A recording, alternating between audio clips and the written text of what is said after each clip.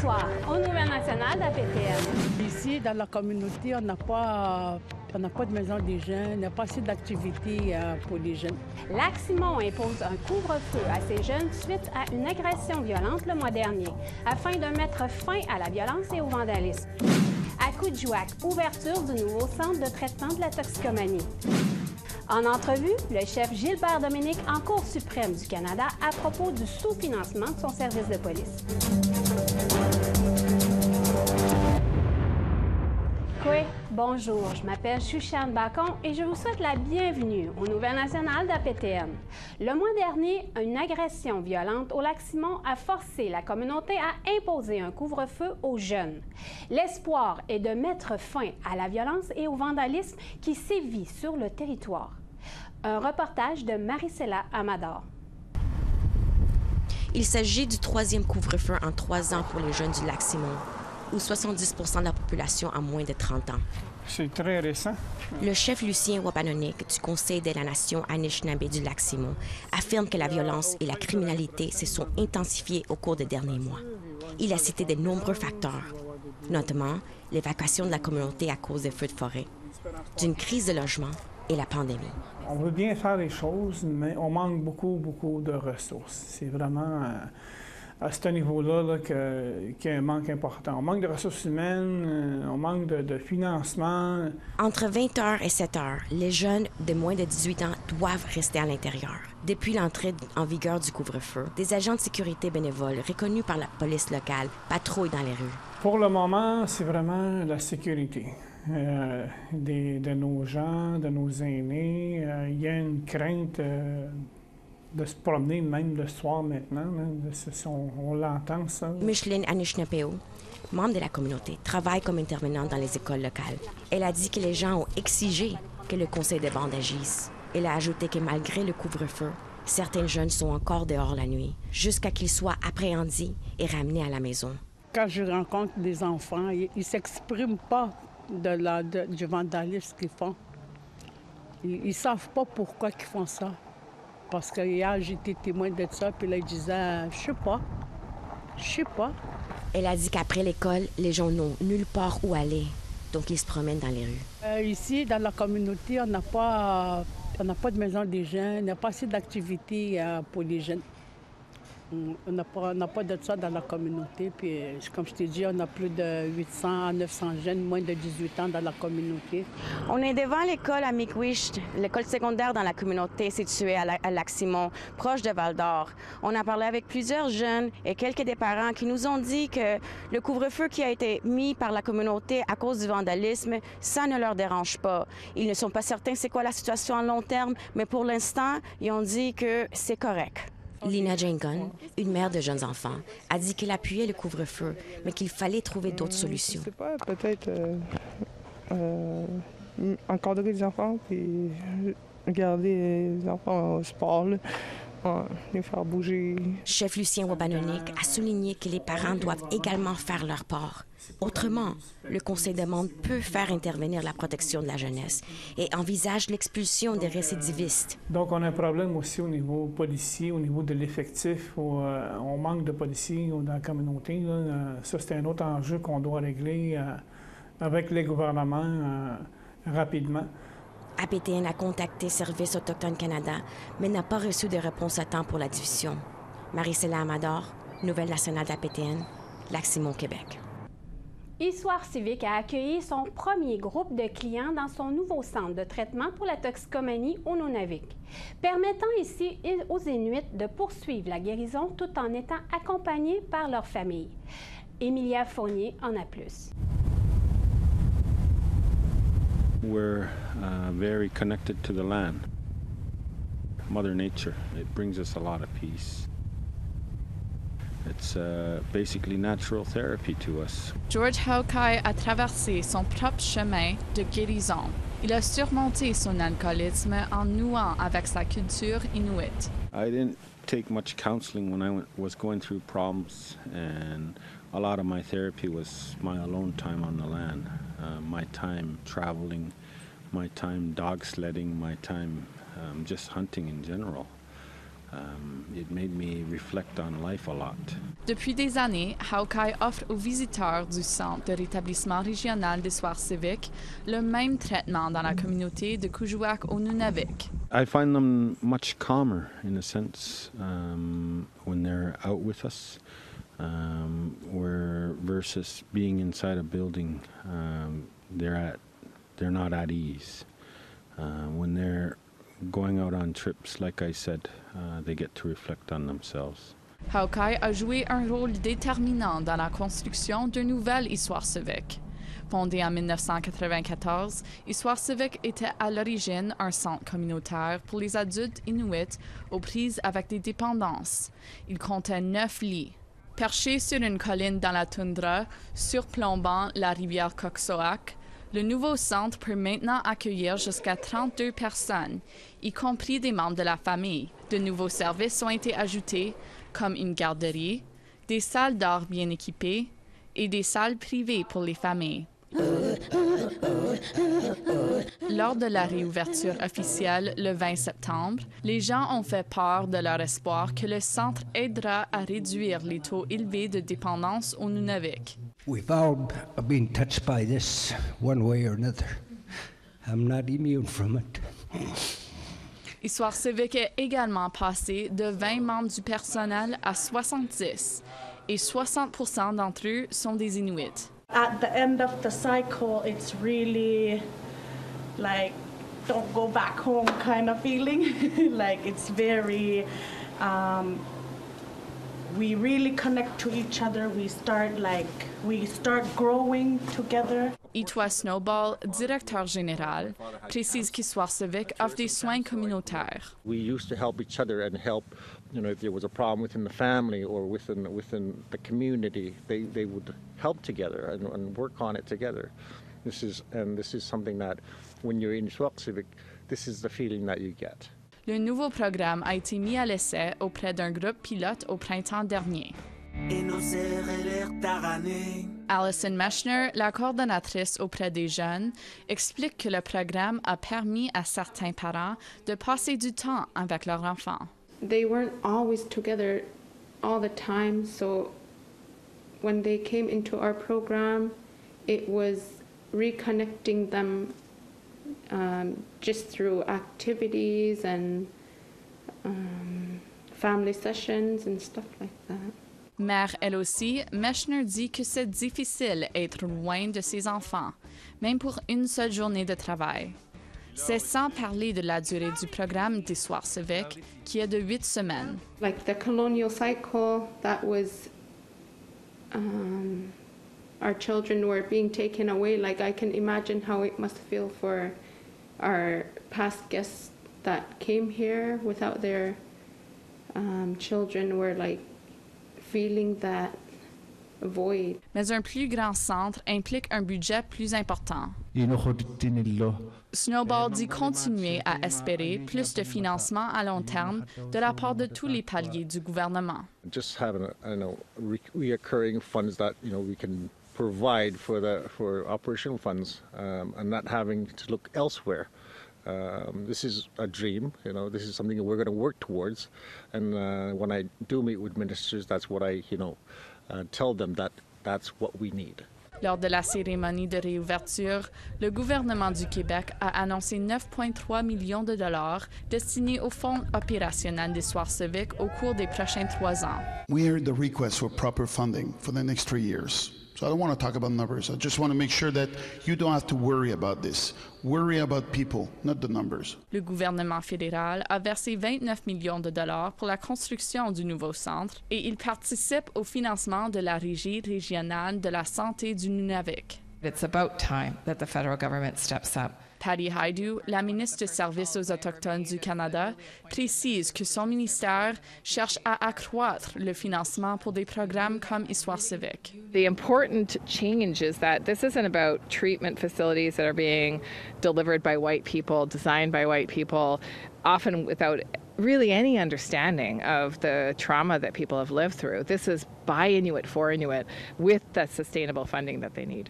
En fin de compte, Snowball veut s'assurer que les membres de sa communauté savent qu'ils ont un endroit où guérir. This is something that, I recommend people look into and to make sure that, we do have facilities to help our people within Nunavik for beneficiaries. And I encourage them to reach out and join us. Emilia Fournier, Nouvelle nationale d'APTN, Kuujjuaq. Après la pause, certains membres de la nation Innu au Labrador affirment que le Canada a conclu un protocole d'entente avec un organisme autochtone illégitime. Soyez là.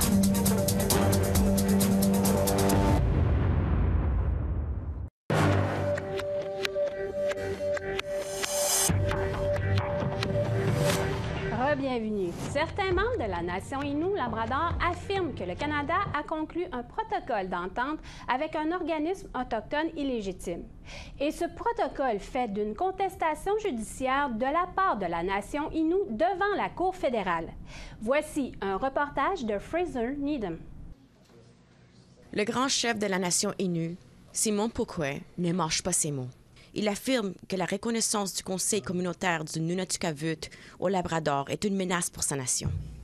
A group who call themselves NCC, that they want to take our rights, they want to take our lands. Les libéraux ont signé le protocole d'entente avec le Conseil communautaire du Nunavut en 2019, alors que Caroline Bennett était ministre des Relations couronnes autochtones. Cependant, un avocat de la nation Innu explique que selon les normes du gouvernement, le Conseil communautaire du Nunavut n'est pas considéré comme un organisme autochtone. Never found that the NCC are an Aboriginal people of Canada. So what doesn't make sense for any nation is why Canada would be talking to NCC as if they do have Section 35 rights. Peter Penishaw est un ancien député conservateur du Labrador qui a fait partie du gouvernement de Stephen Harper. Il explique que le Conseil communautaire du Nunavut représente ce qui est devenu un problème croissant partout au Canada, où des groupes prétendent faussement être autochtones. There is money involved in being an Indigenous group, whether it's from government, whether it's from the resources. So now you have people coming from everywhere declaring themselves or purporting to be an Indigenous group because there are benefits. Pour sa part, le président du Conseil communautaire du Nunavut, Todd Russell, maintient fermement que son organisme détient légitimement des droits autochtones en vertu de l'article 35. No other Indigenous group has the right to determine our identity, particularly the identity of us as Inuit, and in fact, this is an understanding that is within not only the Indigenous community generally within Canada, but this is understood internationally. Dans une déclaration, le ministre des Relations couronnes autochtones affirme que le protocole d'entente est un acte de bonne volonté et qu'il ne crée, ne reconnaît ou ne nie aucun droit légal ou constitutionnel pour l'un ou l'autre des parties. Entre-temps, les dates d'audience ont été rapportées par Fraser Needham, Nouvelle nationale APTN, à Ottawa. Un centre d'entraînement d'arts martiaux mixtes en territoire Mi'kmaq célèbre son 11e anniversaire cet octobre. Emilia Fournier a parlé avec son propriétaire et entraîneur Dwayne Ward sur son parcours et ce qu'il faut pour se battre.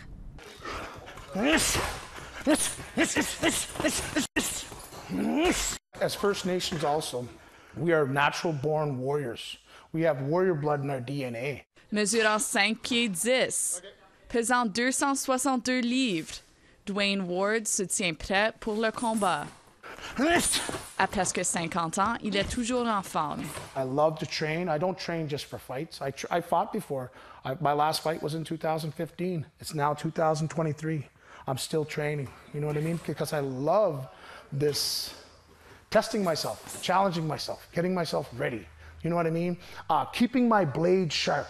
Il gère The Vault de son domicile dans la communauté Mi'kmaq de l'Oustougush. I'd like to welcome everybody here tonight for a class of Brazilian Jiu-Jitsu at The Vault. C'est un centre d'entraînement d'arts martiaux mixtes, ou AMM, qui attire environ 100 personnes de sa communauté et des communautés avoisinantes anglophones, francophones et autochtones. I push off my leg and I go over his shoulder. Once I do this, I twitch my grip, thumbs up. Ward pratique le jiu-jitsu, la boxe et l'AMM depuis l'âge de 38 ans. And then I just push his wrist back. Boom. For a tap. Sa passion lui a mené à des victoires au combat et au tournoi Jiu-Jitsu, ainsi qu'à un emploi comme agent de sécurité pour les combattants UFC. Mais avant ça, il fallait gagner une lutte interne. I was a very bad alcoholic, very bad drug addict, life of crime, getting in trouble with the law all the time, getting in trouble with girlfriends, getting in trouble with family, everybody around me all the time, and my life was going downhill. À 25 ans, il s'est admis à un centre de traitement. Il dit que sa vie sobre lui a permis de tenir le coup contre les jeunes combattants à son gym. I don't come down from booze. I don't come down from drugs. I'm always, all I need is a cup of coffee and play some Metallica tunes and I'm ready to go, you know what I mean? Ward a travaillé comme conseiller de toxicomanie et intervenant auprès des jeunes. Underhook, back tricep. Underhook, back tricep. Let's go. Et maintenant, il aide aux enfants et adultes en leur entraînant. MMA is up here too. It's not just physical. It's not being able to beat a person or kick a person or do jiu-jitsu or whatever on a person. It's also so many people have come to me and told me, Dwayne, I was suicidal. Dwayne, I couldn't go out of the house and talk to people. Dwayne, I didn't socialize with people. Dwayne, I had mental health problems. After class, I don't feel those things. Il dit que l'AMM enseigne aussi la discipline. Pour gagner des combats, on doit travailler fort. It's all about doing your homework first. I always tell people you got to do your cardio, you got to do your sparring, you got to do your pad work, you got to do your bag work, you got to do your everything that it takes. Head kick. Good. One more. Ward dit que les sports de combat peuvent être un bon exutoire pour tout le monde. I say, I can go hit a person, they hit me, and I don't get charged at the end of it, and we shake hands. You know what I mean? Like, what other better kind of profession that you can get into that if you got that violent side, that alpha side in you, that's you train hard, you got that aggressiveness in you that you need to get out, this is a perfect place for to take that aggression out. You go under, you grab his hips, boom. Emilia Fournier, Nouvelle Nationale d'APTN, l'Ouest de gauche. Au retour, Machteu Yats en Cour suprême pour son financement de son service de police. Restez là.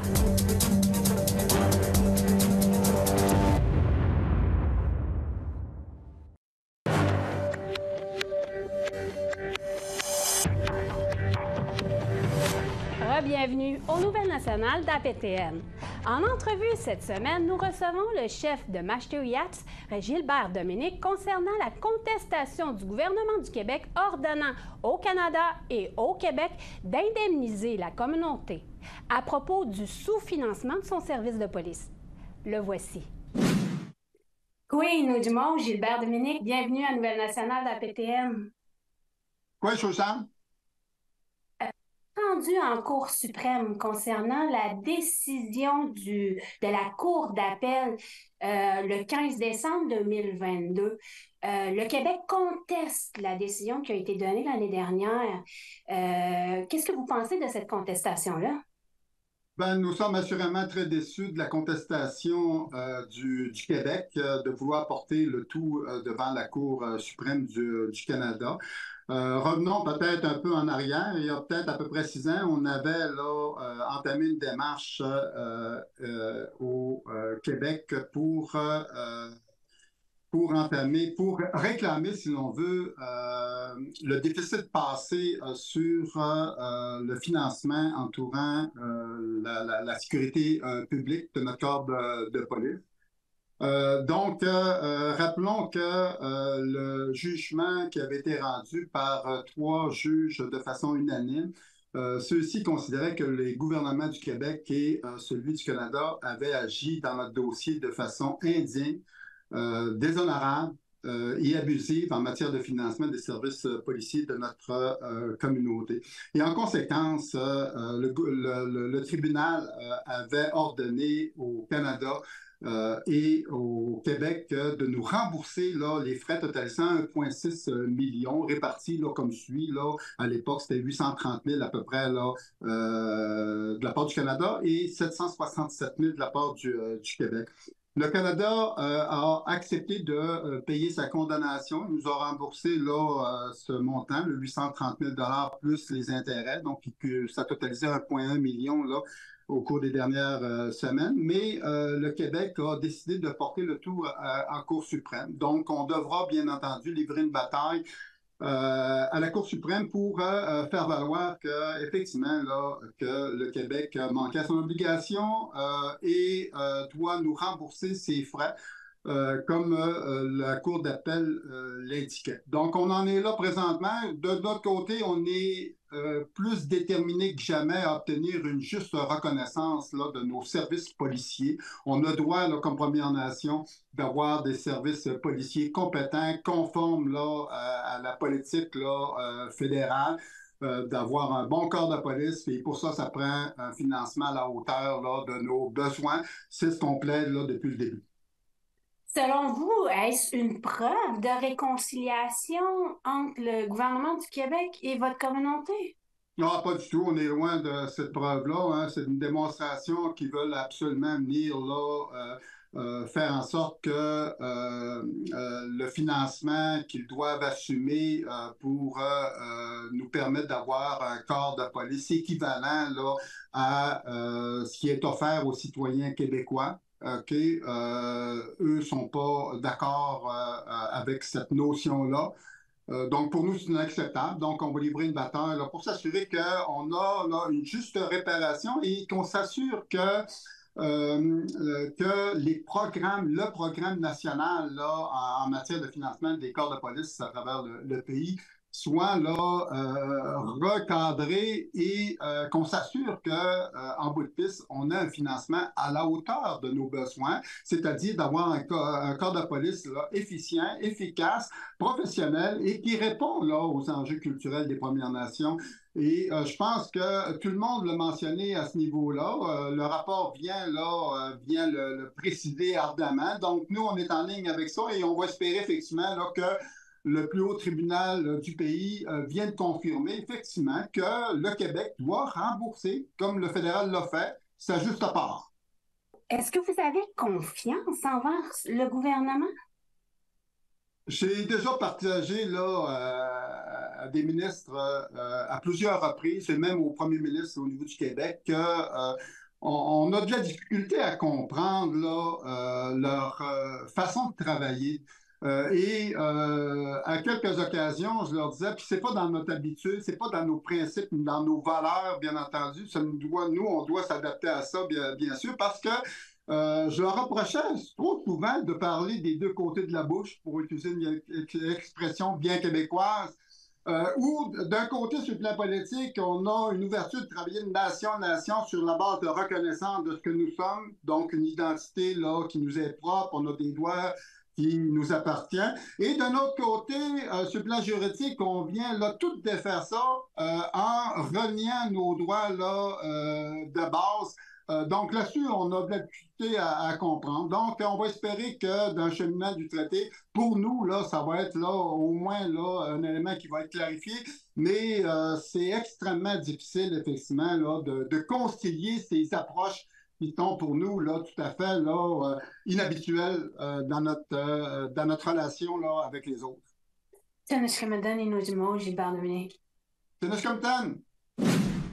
C'est ce qui conclut le bulletin Nouvelles nationales d'APTN. Je m'appelle Shushan Bacon. Merci beaucoup d'avoir été des nôtres et à la semaine prochaine. Yame Wintich.